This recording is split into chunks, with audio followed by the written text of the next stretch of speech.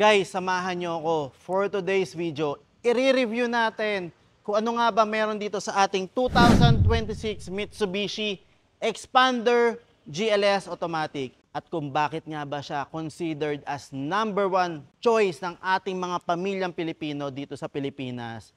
At alamin na rin natin kung ano nga ba yung mga dinagdag na features at itsura dito sa ating 2026 model ng Expander. Tara guys, samahan nyo ako. Simulan natin dito sa makina ng ating Expander. Meron tayong 4A91, 4-in-line dual overhead camshaft with MyVec technology. Guys, ano nga ba ginagawa ng MyVec technology?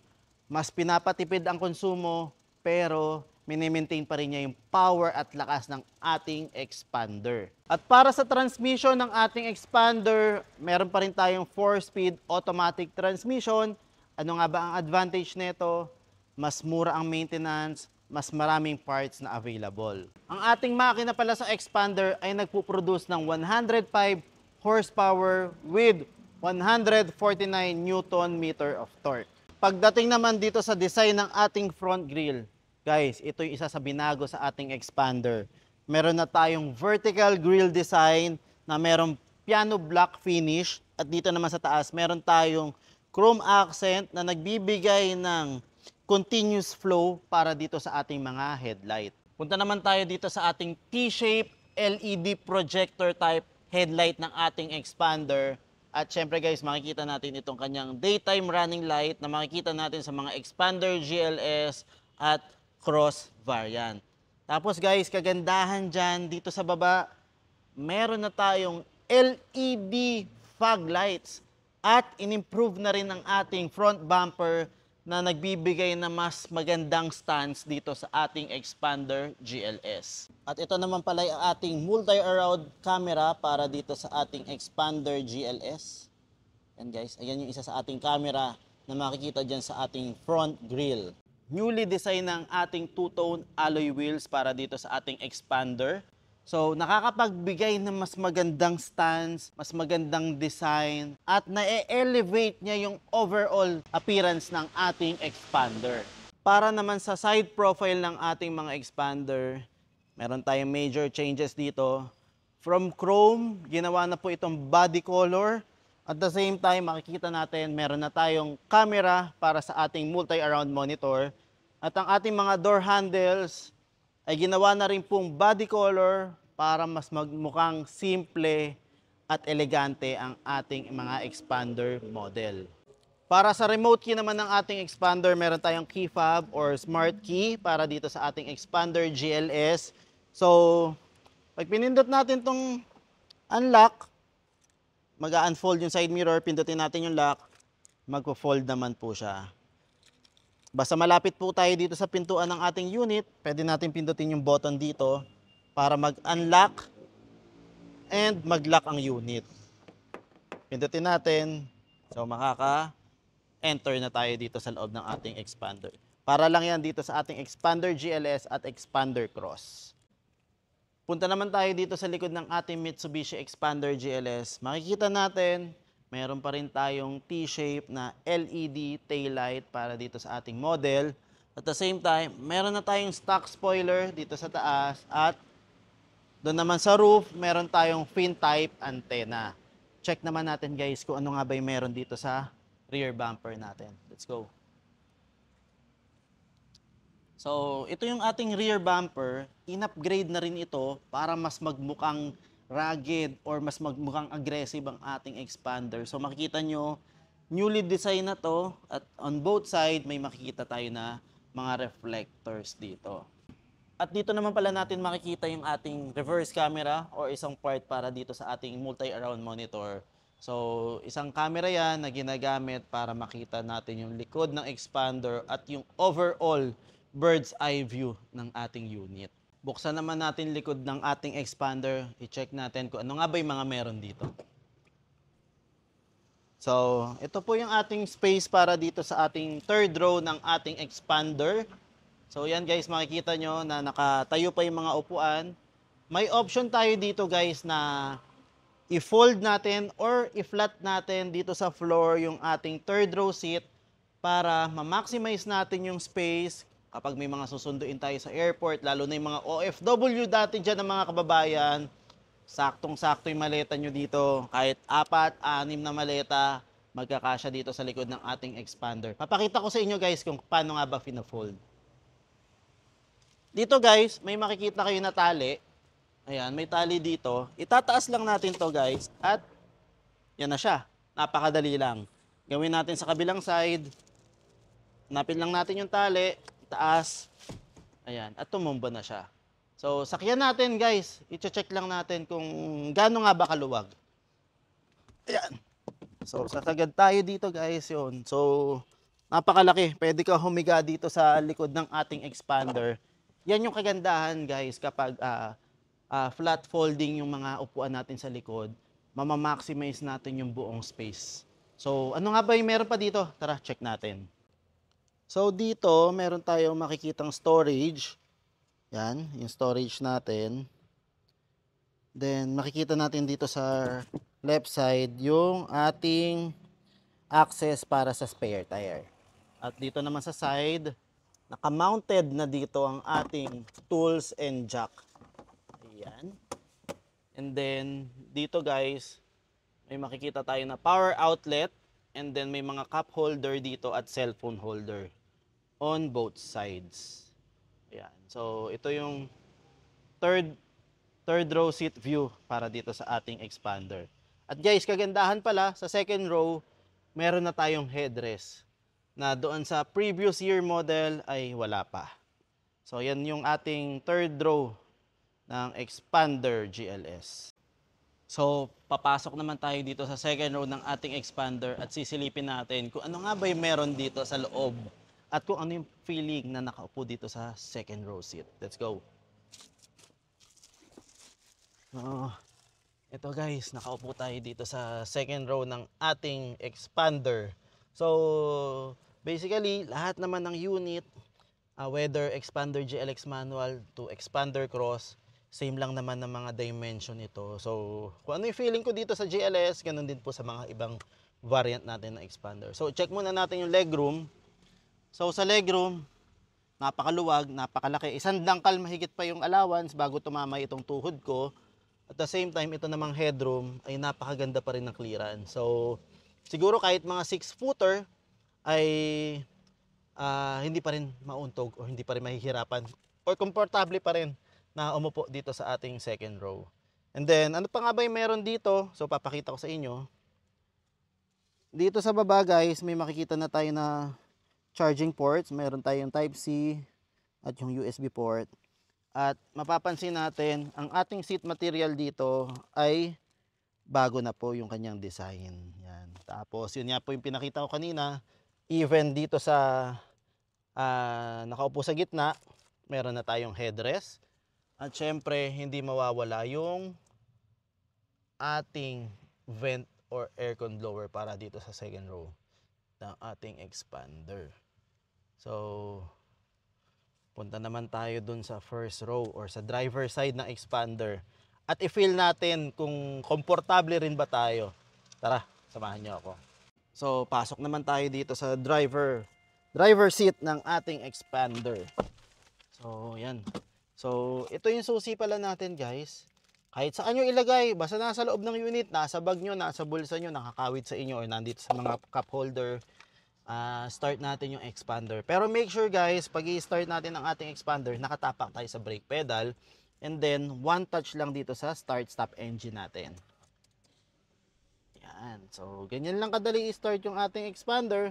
Then, unang-una gagawin natin, since mainit, on na natin yung air condition system. Ayan. So, yan po ang ating air condition system sa ating expander. So, digital na po ito guys. On the left side, makikita natin yung blower levels natin. At dito naman sa kabilang side, on the right side, ito naman po yung para sa thermostat. Yan. Meron tayong front defogger, rear defogger, yung max cool. Ang max cool guys, ginagamit ito kapag nabilad natin sa araw yung sasakyan. So, pag pinindot natin yung max cool, magmamax yung mga level ng temperature, pati yung blower niya. Try natin. Yan. So, yan. Lumabas yung max cool na indicator.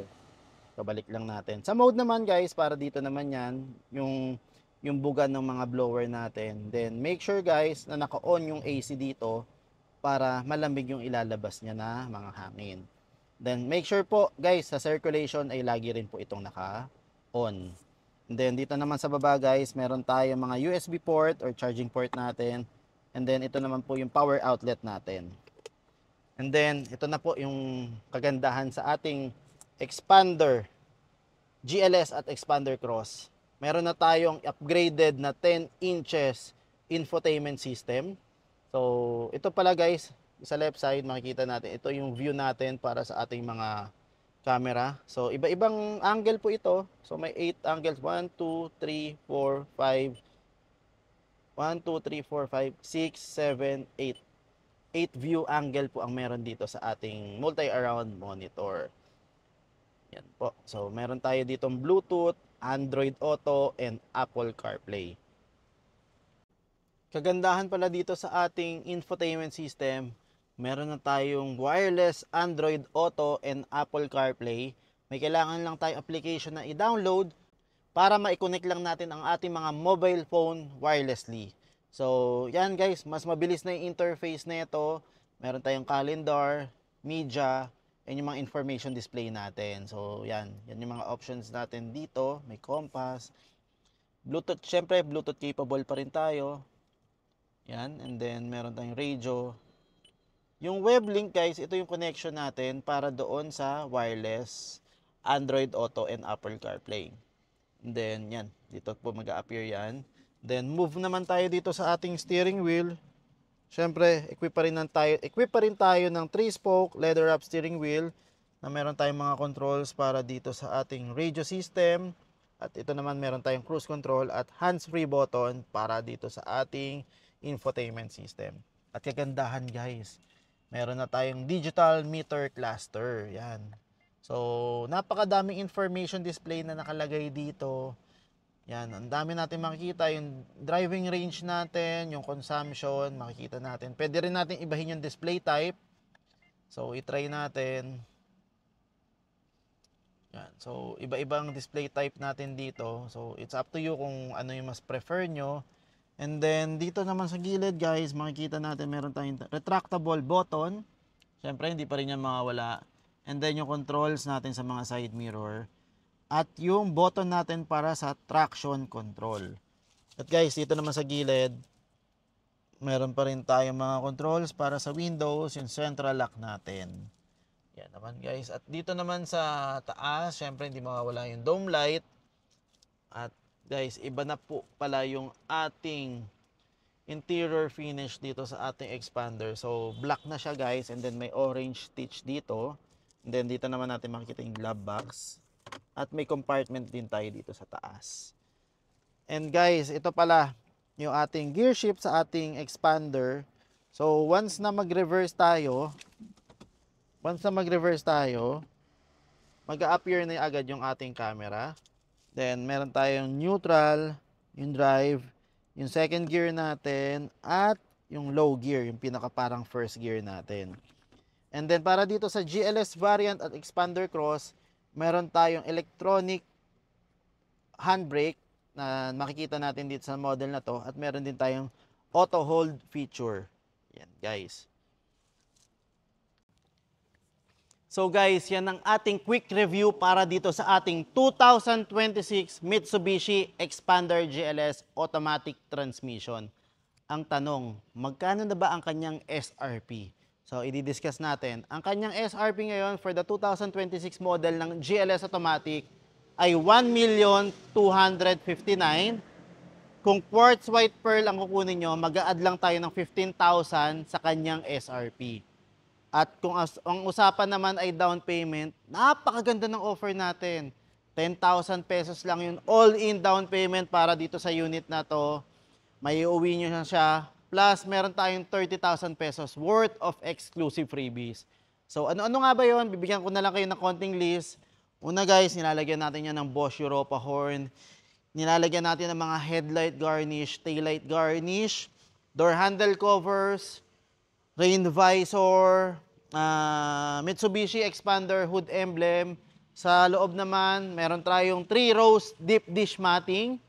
Meron tayong side step seal, HD dashcam, carbon fiber steering wheel cover, at napakadami pang iba, guys. So, doon pa lang sa down payment, sa mga freebies, sulit na sulit kayo, guys. Imagine, napakababa ng cash out. Basta, message nyo lang ako para at matulungan ko kayo maglabas na itong 2026 Expander GLS Automatic Transmission. So ano nga ba yung mga highlight features na itong 2026 model? Unang-una guys, yung kanyang front grille na pinaganda na natin, mas pinaangas. At the same time, meron na tayong multi-around monitor or 360 camera na malaking tulong para sa mga new drivers or even old drivers, mga matatagal na nagmamaneho. Malaking bagay ito para mai-assist tayo mag-park or mag-maneuver ng ating mga sasakyan. At guys, ito rin yung ating front bumper at yung LED fog light natin na nagbibigay na mas better visibility at energy efficient. And guys, syempre yung ating new design na 17 inches two-tone alloy wheels na nagbibigay ng mas magandang angas sa ating Expander. At the same time guys, meron na itong active yaw control, meron na rin tayong bigger infotainment system at yung meter cluster natin pinalaki at ginawa ng digital from analog. So yan guys yung mga highlight features na meron itong 2026 Expander GLS. Sa mga nagtatanong kung paano magsisimula mag-avail ng ating mga unit dito sa Mitsubishi, para sa mga OFW or mga seaman na kababayan natin dyan, ang kailangan lang natin na initial requirements para sa inyo, employment contract or certificate of employment with compensation at copy ng inyong passport. At kailangan guys, syempre meron tayong immediate family member na pinapadala nyo ng remittance na nandito rin sa Pilipinas. Sino-sino nga ba yun? Asawa, magulang, or yung anak nyo na legal age. Importante guys na meron tayong regular at least 3 months na remittances na pinapadala dito. Ano yung mga requirements sa kanila? Yung mga proof of remittances for the last 3 months. Kung sa bangko kayo nagpapadala, updated na bank passbook, or pwede rin kumuha ng 3 months bank statement. At 2 government issued IDs nila. So, yan lang naman yung mga initial requirements para mapa-approve natin sa bangko. Para naman sa mga business owner, sa mga negosyante natin ng mga kababayan dyan, kahit Luzon, Visayas, Mindanao, walang problema, pwede kayong mag-avail. Ang mga initial na kailangan natin, DTI or business permit, 2 government issued IDs, at kung meron tayong bank account, i-present natin yung 3 months na updated na bank passbook natin or bank statement para ma-support na talagang profitable ang ating business. Para sa mga locally employed natin dyan, na mga kababayan, ang kailangan lang natin, certificate of employment with compensation, 3 months payslip kung available, kung hindi naman po ay okay lang, at 2 government issued IDs. At sa mga virtual assistant natin dyan na mga client, wag po kayong mag-alala.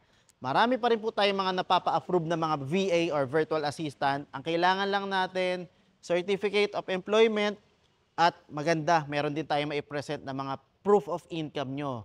Kung kumikita kayo through WISE, pinapadala ng employer nyo sa WISE, sa Pioneer, kuha kayo ng copy nun, at kuha din kayo ng copy ng bank statement kung saan nyo naman tinatransfer dito sa local bank natin dito sa Pilipinas.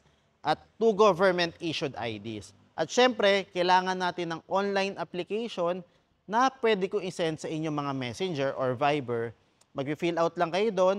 Once na makapag-fill out kayo, i-send back nyo sa akin kasama ng mga requirements na initial na kailangan natin. After nun, maipaprocess na natin. In just 1 day, 2 days, or 3 days, pwede na tayo makapag-approve sa bangko or makakuha ng approval sa bangko as long as nakompleto tayo sa requirements. At the same time, meron tayong good credit standing sa kanila. Maraming salamat po pala sa ating mga kababayan na umabot dito sa dulo ng ating video. Please do like and subscribe and comment na rin kayo kung ano nga ba yung mga susunod na unit na gusto nyo naman i-present natin. Maraming salamat po sa panonood. Again, this is Aisan Diaz from Mitsubishi Abad Santos, Manila. Ride smart, ride strong, ride Mitsubishi. See you soon!